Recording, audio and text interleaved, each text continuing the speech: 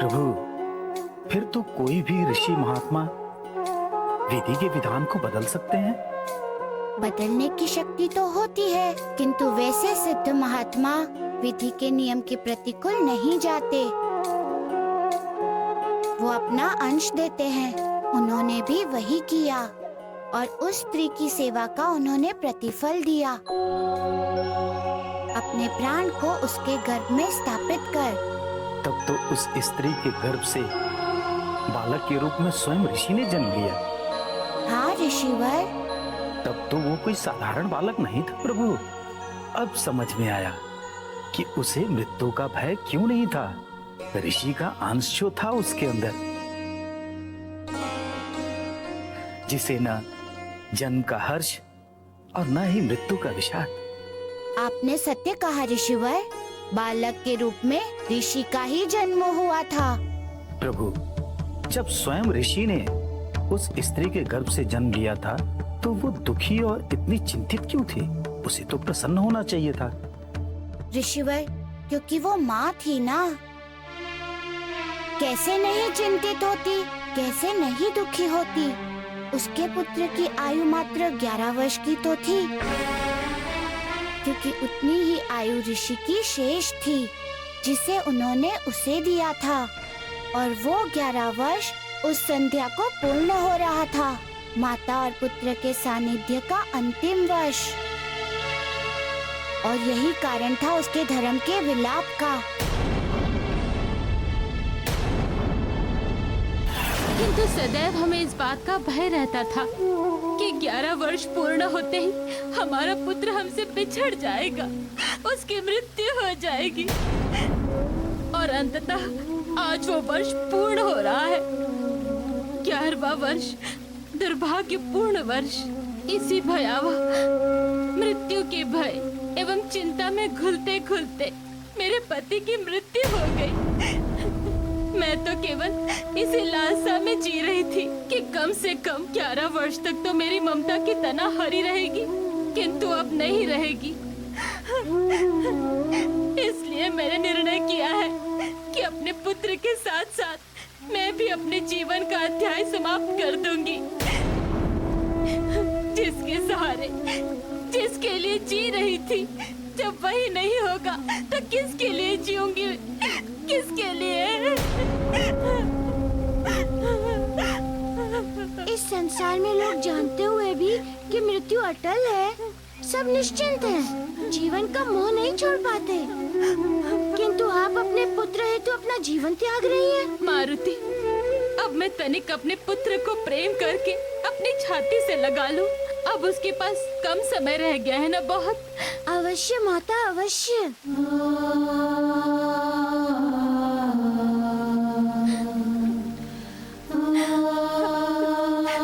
मेरे पुत्र, मेरे लाल।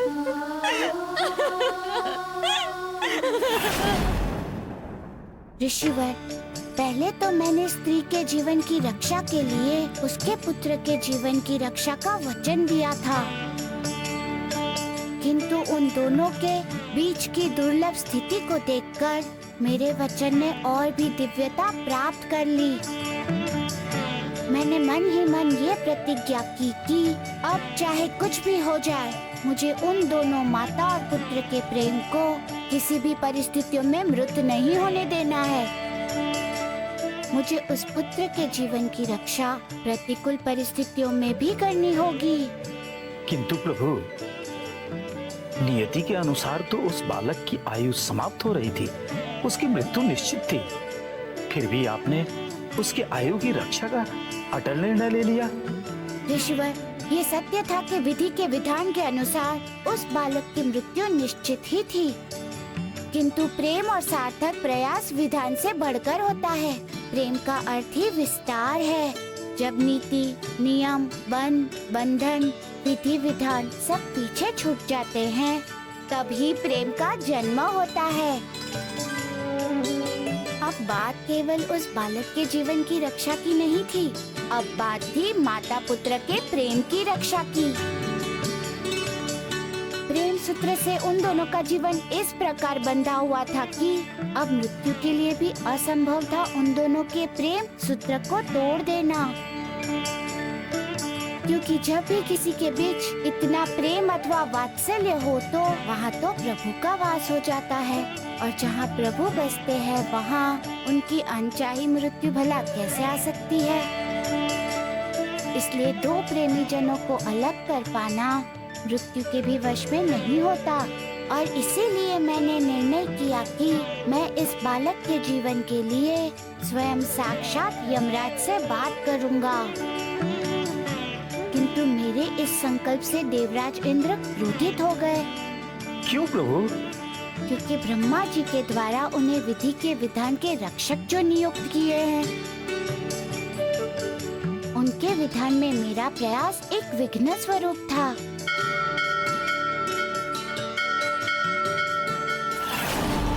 देवर्षि, प्रभु ने ये क्या निर्णय ले लिया, ये जानते हुए भी कि उसके पुत्र की मृत्यु अवश्यंभावी है। प्रभु ने उसकी माता को उसके जीवन रक्षा का वचन दे दिया। इस प्रकार तो प्रभु ने विकट समस्या उत्पन्न कर दी, क्योंकि जो संभव ही नहीं है प्रभु ने उसका वचन कैसे दे दिया। नारायण नारायण। देवराज इंद्र,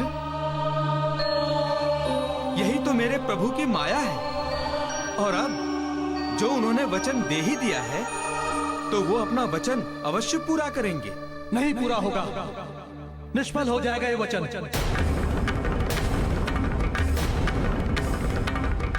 क्योंकि उसकी मृत्यु निश्चित है, वचन निष्फल हो जाएगा। आज सूर्यास्त होते ही यमराज के दूत उसके प्राण हरने आ जाएंगे। यही विधि द्वारा निर्धारित है, यही विधि का विधान है देवर्षि। नारायण नारायण। देवराज इंद्र, अभी सूर्यास्त तक का समय बाकी है मेरे प्रभु के पास, और संभव है कि वे विधि का विधान ही बदल दें, और फिर नहीं, ये नहीं हो सकता। इससे पूर्व कि प्रभु कुछ करें, मैं यमराज को आदेश देकर इस बालक के प्राण को अभी हर लेता हूं, अभी हर लेता हूं देवर्षि।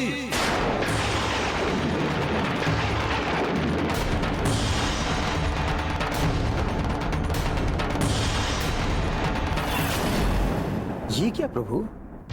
जहाँ एक ओर आप उस बालक के प्राणों की रक्षा के लिए कटिबद्ध थे, वहीं इंद्रदेव समय से पहले ही उसकी मृत्यु के लिए आतुर थे। ये कैसा विरोधाभास था प्रभु? ये विरोधाभास तो अवश्य था ऋषिवर, किंतु वो अधर्म के मार्ग पर नहीं थे। ऐसा करने के बाद भी वो अधर्म के मार्ग पर नहीं थे? नहीं, अपितु हम दोनों ही अपने अपने धर्म के मार्ग पर थे। प्रभु, जब आप दोनों अपनी अपनी जगह अपने अपने धर्म के मार्ग पर थे, फिर ये विरोधाभास कैसा? मैं इस गूढ़ रहस्य को समझ नहीं पा रहा हूँ प्रभु। कृपया कर हमें इसके बारे में समझाएं कि ऐसी विकट परिस्थिति में मनुष्य अपने धर्म का चयन कैसे करे। मैं समझाता हूँ ऋषिवर।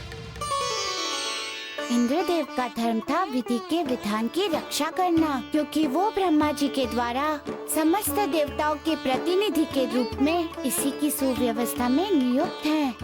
एक बहुत बड़ा उत्तरदायित्व है इस सृष्टि के सुचारू रूप से संचालन का।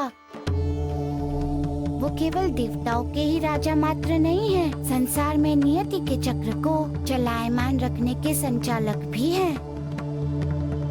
मनुष्य के धर्म अधर्म के कर्मों के आधार पर उनके सुख एवं कर्मों की व्यवस्था करने वाले हैं। मृत्यु के उपरांत मनुष्य को उसके कर्मों के आधार पर स्वर्ग का सुख या वरना नरक का दारुण दुख प्राप्त होता है, किंतु इसके अतिरिक्त उसे अपने कर्मों का दंड अपने जीवन काल में भी भोगना होता है। उसके कर्मों के आधार पर भी उसकी आयु, उसका जीवन, मृत्यु और सब कुछ निर्धारित होता है, और इस सब का उत्तरदायित्व देवताओं के राजा होने के कारण इंद्रदेव का ही है। देवताओं के राजा होने के कारण इंद्रदेव का ही है। वो इस बात का पूर्ण ध्यान रखते हैं कि विधि का विधान किसी भी स्थिति में खंडित ना हो। अब उस बालक को जीवित करना चाहे कितना भी न्याय संगत या आवश्यक क्यों ना हो, विधि के विधान का उल्लंघन तो था ही, इसलिए उनका मुझे रोकना अथवा कोपित होना धर्म संकल्प ही था। प्रभु, स्पष्ट हो गया विरोधाभास का कारण। किंतु प्रभु, आपके सामने तो धर्म संकट की स्थिति पैदा हो गई होगी। हाँ, धर्म संकट तो था ही ऋषिवर, क्योंकि मैं भी अपने धर्म के ही मार्ग पर था, अपने धर्म का ही पालन कर रहा था, क्योंकि मैंने वचन दिया था और मुझे अपने वचन की रक्षा करनी थी। यदि मैं अपने वचन की रक्षा नहीं करता तो मैं धर्म के मार्ग से भटक जाता, दोषी हो जाता। इसलिए इस प्रकार हम दोनों ही धर्म के मार्ग पर थे। प्रभु, क्या इस तरह धर्म के टकराव से धर्म की हानि नहीं होती? ऋषिवर, दो अलग अलग धर्मों का ये टकराव नहीं होता, किंतु बंधन होता है, और धर्म के ऐसे बंधन से ही धर्म के ग्रंथ में एक नए सोपान जुड़ते हैं, जिससे धर्म का संकट भी और निकट होता है। पूर्णतः समझ गया प्रभु, लेकिन आगे क्या हुआ? आगे इंद्रदेव उस बालक के निश्चित समय से पूर्व मृत्यु के लिए यमराज के पास आ गए। यमराज के पास? ऐसा क्यों प्रभु? क्योंकि यदि उन्हें आशंका थी कि यदि मुझे थोड़ा सा भी समय मिला तो मैं उस बालक के प्राण की रक्षा करने के लिए सफल हो जाऊंगा तथा विधि का विधान खंडित हो जाएगा।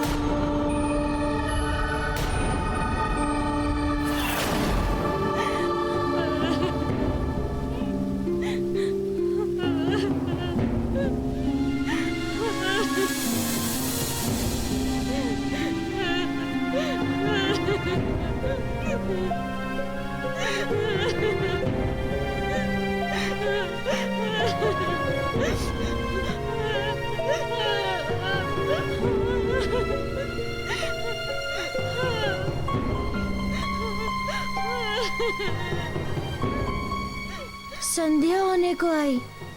मेरे गुरुदेव के अस्त होने का समय। उनके अस्त होते ही इस बालक की आयु समाप्त हो जाएगी। क्या होगा अब? क्या करूं मैं? मारुति, तुम्हारा प्रण पूर्ण नहीं होगा। देखो, मेरे पुत्र के प्राण निकल रहे हैं। अब तो सूर्य भी अस्त होने को है।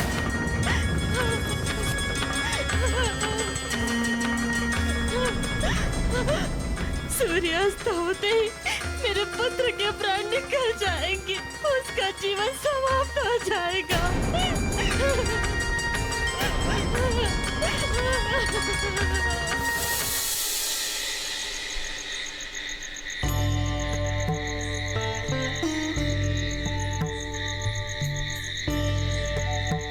हे माता अंजना,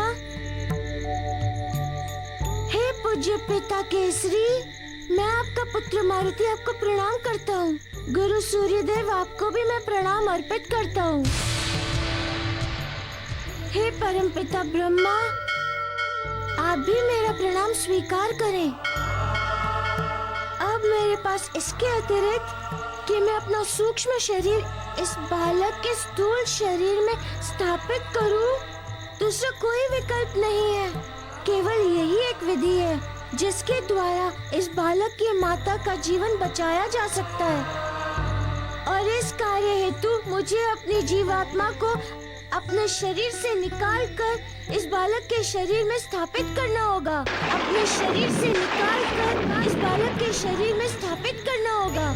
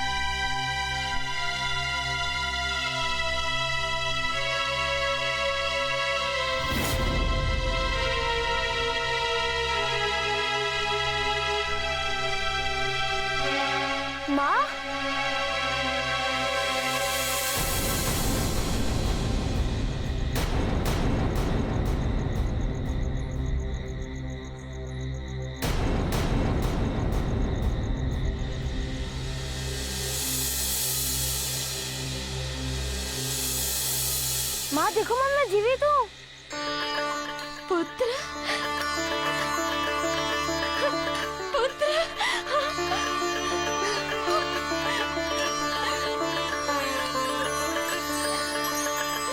पुत्र, तू जीवित हो गया, तू जीवित हो गया। हाँ माँ, मैं जीवित हो गया। देखो मुझे छूकर देखो। पुत्र,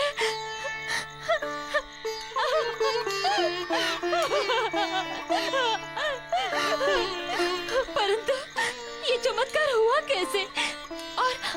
और वो वानर बालक गया कहाँ?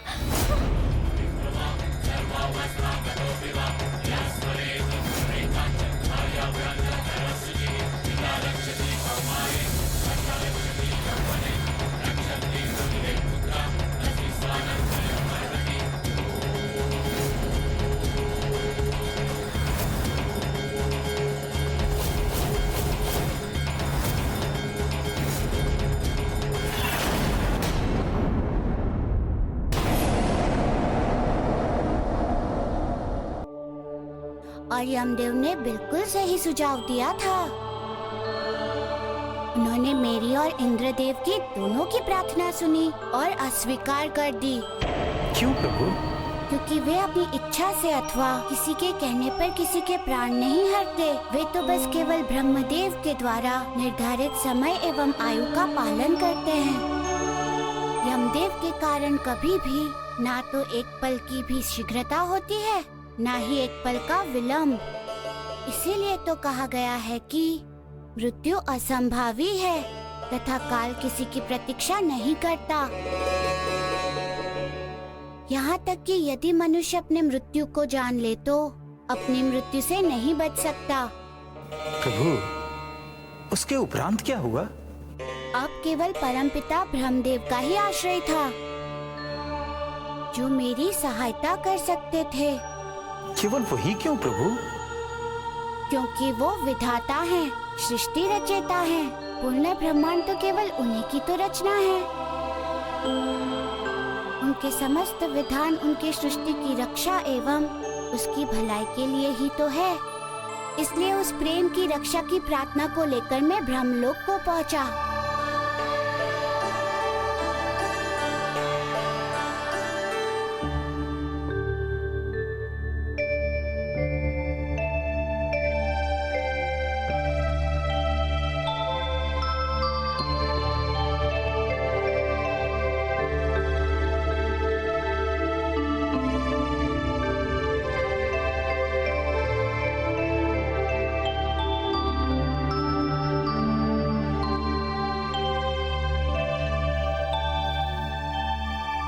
प्रभु,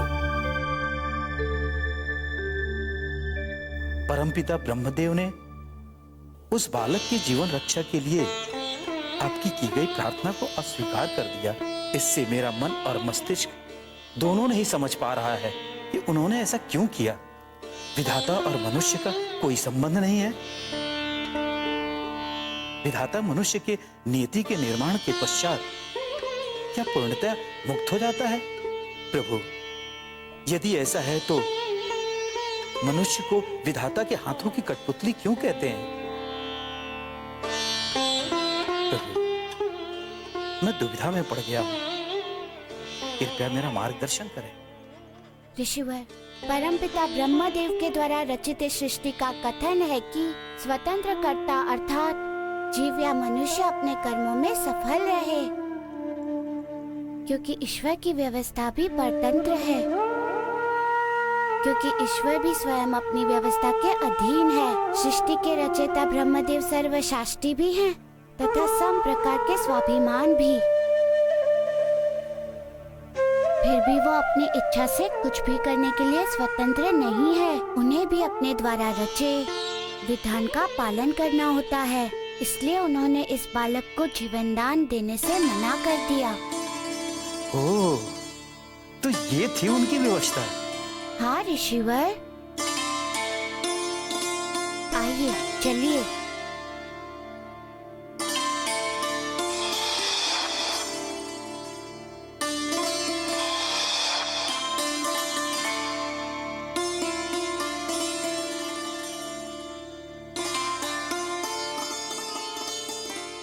प्रभु, इसके आगे क्या हुआ?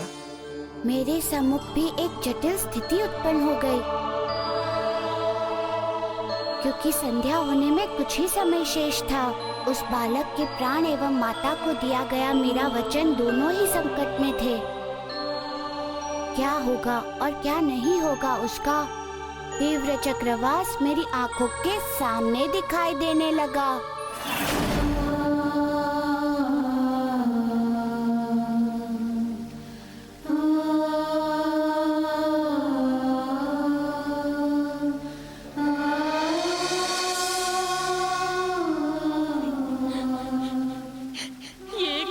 कैसी विडंबना है, कैसा दुर्भाग्य है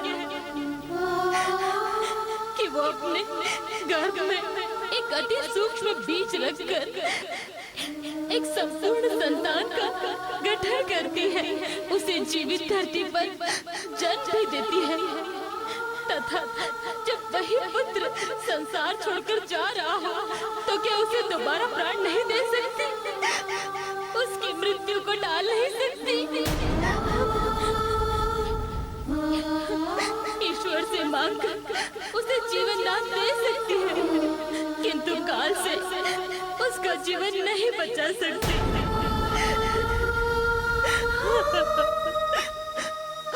अपितु काल से तो कोई भी किसी को नहीं बचा सका है। जब एक माँ मृत्यु से अपने पुत्र को नहीं बचा सकी तो दूसरा कोई क्या बचाएगा।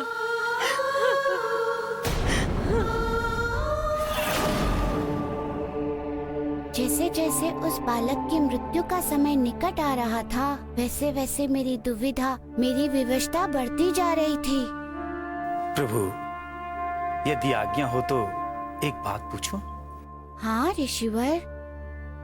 प्रभु, शक्ति और सामर्थ्य के स्वामी तो आप भी हैं। आप स्वयं भी तो उस बालक के जीवन की रक्षा कर सकते थे। आपने सत्य कहा ऋषिवर। मैं चाहता था तो मैं अपनी शक्ति से उस बालक को बचा सकता था, अपने वचन की लाज रख सकता था।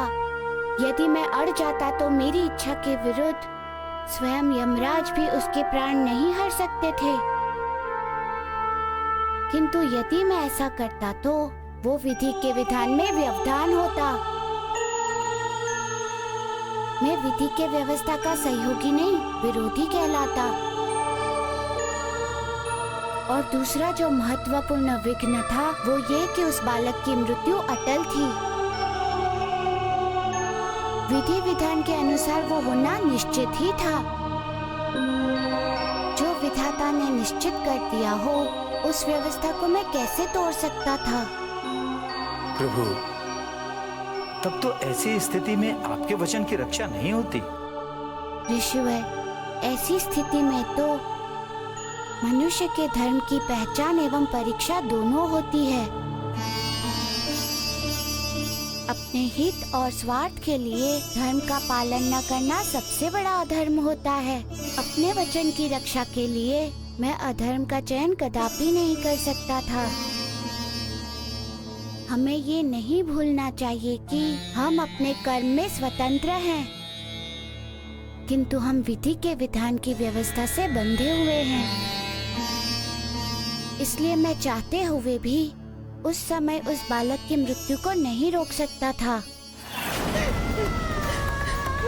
मेरे पुत्र का जीवन समाप्त होने वाला है।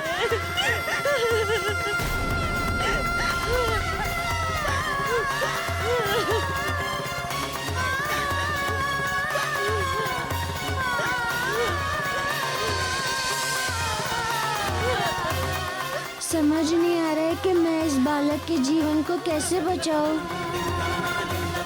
क्या वास्तव में मेरा दिया हुआ वचन विफल हो जाएगा? नहीं, मैं ऐसा कदापि नहीं होने दूंगा।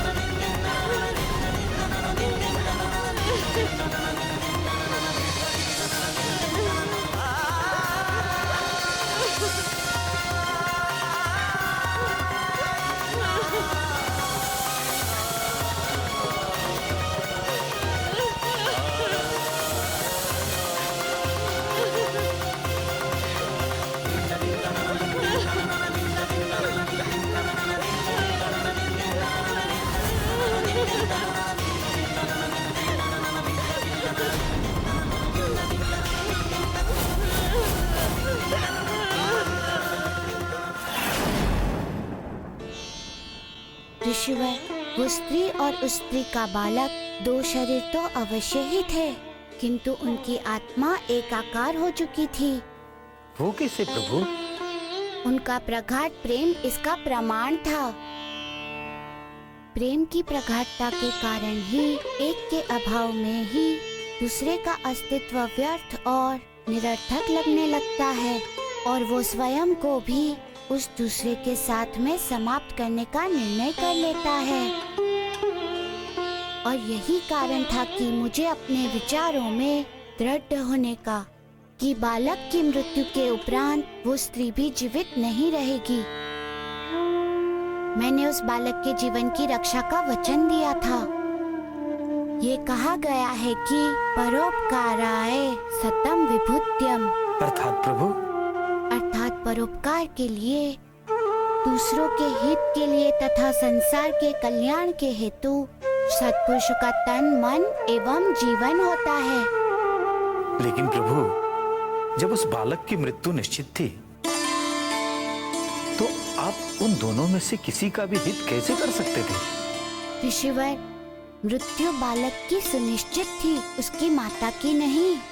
उसकी माता की आयु तो अभी शेष थी। वो तो अपने पुत्र प्रेम के कारण अपने जीवन का अंत करने जा रही थी। तुल्य प्रेम के लिए जो इस सृष्टि का सहारा है, जिस प्रेम के कारण ये संसार गतिमान है। प्रभु, प्रेम का स्वरूप इतना पवित्र और पावन है। हाँ ऋषिवर, प्रेम का स्वरूप अथवा प्रेम की शक्ति दोनों ही अतुल्य एवं अवर्णनीय है। अब मुझे उस प्रेम को जीवित रखने के लिए उस स्त्री के जीवन की रक्षा करनी थी। अब मुझे उस प्रेम को जीवित रखने के लिए उस स्त्री के जीवन की रक्षा करनी थी। और ये तभी संभव था कि जब उसका पुत्र पुनः जीवित हो उठे। एक चुनौती, एक कड़ा संकट था मेरे समक्ष।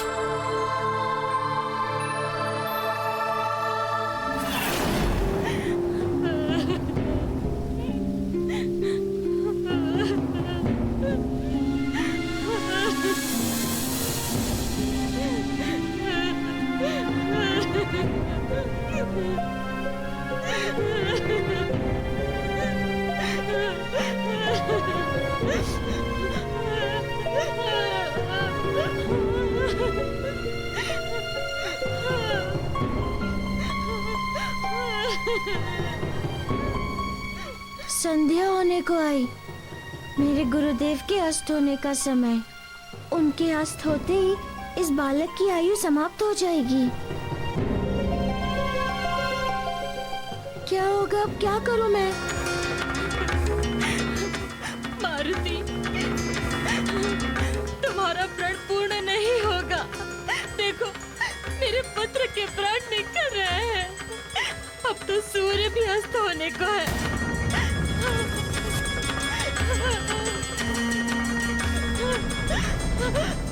सूर्यास्त होते ही मेरे पुत्र के प्राण निकल जाएंगे।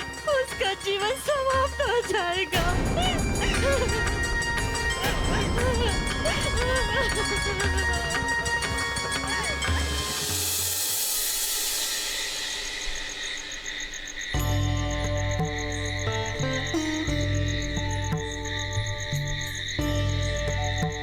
हे माता अंजना, हे पूज्य पिता केसरी, मैं आपका पुत्र मारुति आपको प्रणाम करता हूँ।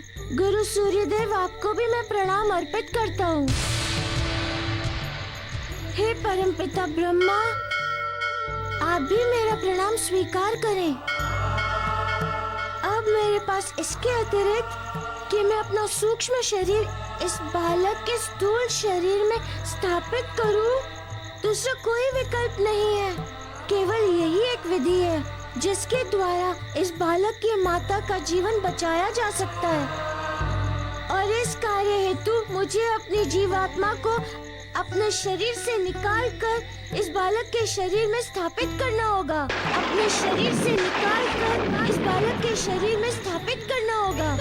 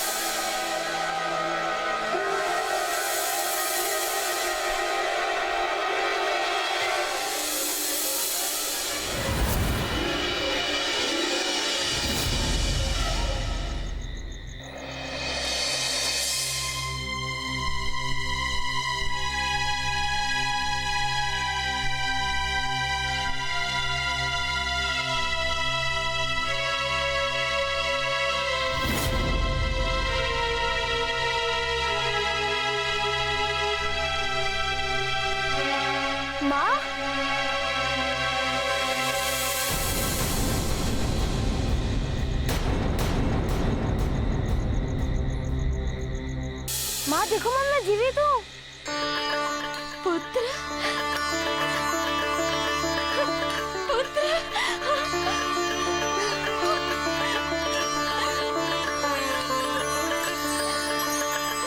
पुत्र, तू जीवित हो गया, तू जीवित हो गया।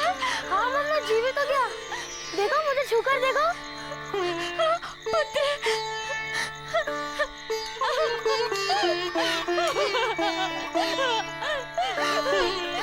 परंतु ये चमत्कार हुआ कैसे? और वो वानर बालक गया कहाँ?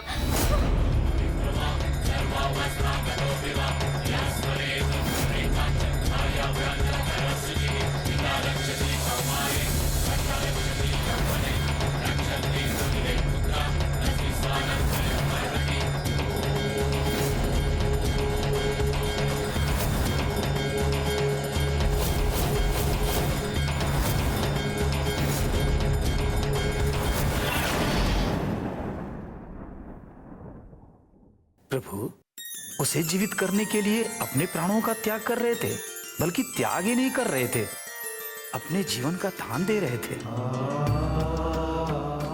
धन्य है प्रभु, आप धन्य हैं। इसके अतिरिक्त मेरे पास दूसरा कोई उपाय भी तो नहीं था ऋषिवर। यदि ऐसा ना करता तो मेरा वचन झूठा हो जाता ना। वचन का झूठा होना अर्थात जीवन का निरर्थक होना, और निरर्थक जीवन जीने का कोई अस्तित्व नहीं होता ऋषिवर। इसीलिए मैंने उस बालक को जीवन दान देने का निर्णय किया, क्योंकि ये तो मैं जानता ही था कि मैं उस बालक की मृत्यु को नहीं रोक सकता था, क्योंकि वो विधि का विधान था। क्योंकि दान तो कोई भी किसी को कुछ भी दे सकता है, इसीलिए मैंने उस बालक को जीवन दान देने का निर्णय किया। जीवन त्यागने का नहीं था मेरा निर्णय, क्योंकि अकस्मात जीवन त्यागना भी दोष है, अपराध है। धन्य है प्रभु, आप धन्य हैं। किंतु प्रभु, आपने जीवन दान की बात सोची कैसे? ये बात अचानक से मेरे मस्तिष्क में तब आई। ये तो मेरे कर्म के द्वारा संभव है। फिर क्या था? मैंने निश्चय कर लिया कि मैं अपना सूक्ष्म शरीर उस बालक के शरीर में स्थापित कर दूंगा। प्रभु, क्या ये संभव है कि किसी की भी आत्मा किसी के शरीर में प्रवेश कर सकती है, वो भी मूर्त रूप में? प्रभु, इस विषय पर मेरा मार्गदर्शन करें। ऋषिवर, प्रत्येक प्राणी का एक दो जीवन होता है। वो कौन कौन सा प्रभु? एक स्थूल जीवन तथा दूसरा सूक्ष्म जीवन। स्थूल और सूक्ष्म का क्या अभिप्राय है प्रभु? स्थूल से तात्पर्य है शरीर का तथा सूक्ष्म का अभिप्राय है आत्मा से। इसमें शरीर जड़ है, नश्वर है, किंतु आत्मा चेतन है। प्रभु, शरीर नाश्वर क्यों है और आत्मा अमर क्यों है? शरीर नश्वर इसलिए है क्योंकि वो पंचतत्व से बना है। अंत में उसे उनमें ही मिलना है। तथा आत्मा अमर इसीलिए है कि अविनाशी ईश्वर का अंश है, इसलिए आत्मा को दीर्घकाली भी कहते हैं। जय बजरंग बली, जय बजरंग बली, जय